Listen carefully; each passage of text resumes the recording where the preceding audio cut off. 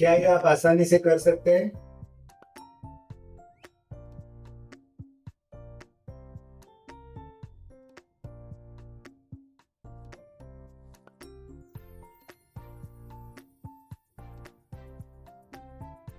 हाय, नमस्ते, I am back. पिछली बार हमने जो बात की थी, व्यायाम के क्या-क्या फायदे होते हैं, क्यों करना चाहिए? तो उसमें से जो सबसे बड़ा फायदा है, उसके बारे में आज हम बात करेंगे।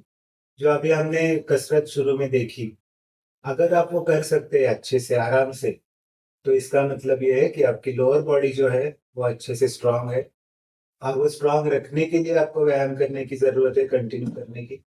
और अगर आप ये नहीं कर सकते, तो इसका मतलब है कि आपकी लोअर बॉडी वीक है, तो वो स्ट्रॉन्ग करने के लिए आपको ये व्यायाम करना बहुत ज़्यादा ज़रूरी है। ये टेस्ट करते वक़्त भी आप ऐसे ध्यान में रखना चाहिए आपको कि आपके साथ अगर आप ये कर रहे हैं घर में सच में, तो आपके साथ कोई असिस्टेंट होना चाहिए, जो आप कोई भी परेशानी हो तो आपकी तुरंत मदद कर सके। और दूसरी चीज़ अगर आपको मांसपेशियों की या हड्डियों की कोई भी बीमारी है या कोई भी बड़ी बीमारी है, तो आप ये प्रयोग ना करें, ये सिर्फ़ हेल्दी लोगों के लिए है, ये हमेशा ध्यान रखना ज़रूरी है।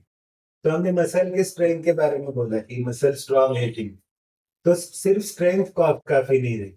हमारे मसल के लिए 3 चीज़ की ज़रूरत बहुत ज़्यादा रहती है।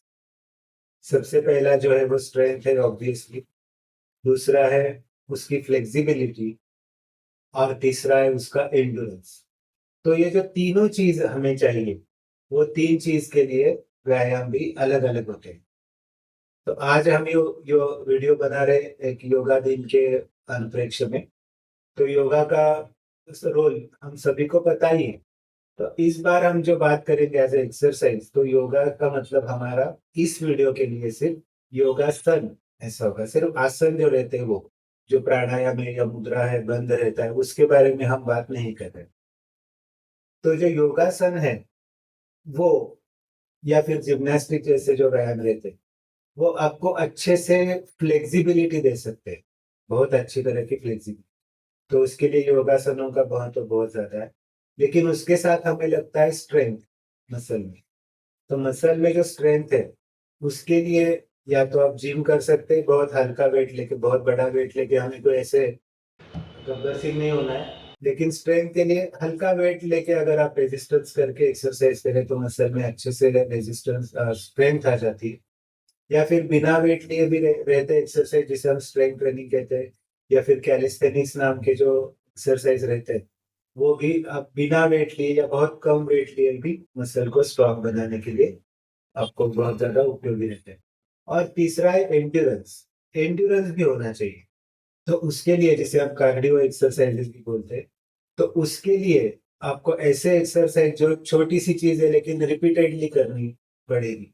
उस तरह के जो एक्सरसाइज है जिसे हम कार्डियो बोलते हैं। मसलन हर रोज का वॉकिंग हो गया, फिर रनिंग हो गया, साइक्लिंग हो गया या स्विमिंग, जिसमें मसल्स बहुत ज़्यादा काम नहीं करते लेकिन हार्ट के लिए वो बहुत ज़्यादा अच्छा एक्सरसाइज रहता है।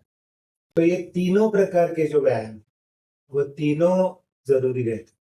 हम हमेशा एक ऐसे एग्ज़ाम्पल देते हैं कि अगर आपकी क्रिकेट टीम है और उसमें आपने 11 के 11 बैट्समैन ले लिए, तो या फिर 11 के 11 बॉलर, तो बात नहीं बनेगी। कुछ बैट्समैन होने चाहिए, कुछ बॉलर, कुछ फील्डर, कुछ एक आध दूसरा विकेट कीपर भी होना ज़रूरी है। So it's a team work. तो मसल की जो अलग-अलग ज़रूरतें हैं, उसके लिए अलग-अलग एक्सरसाइज़ आपको करना बहुत ज़्यादा ज़रूरी होता है। हमारे मन में एक ऐसे बैठा रहता है, चलो ये किया ना बस, इससे अलावा बाकी किसी की ज़रूरत नहीं। ये थोड़ा-सा वहम है, हर एक का अपना-अपना स्पेशलिटी है और हमें सब अगर चाहिए, तो हमें वो सब करना पड़ेगा। ये इसका अंतिम तथ्य है हमारे हिसाब से।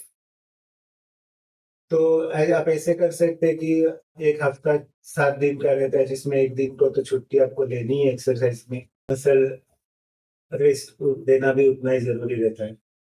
तो बच गए 6 दिन।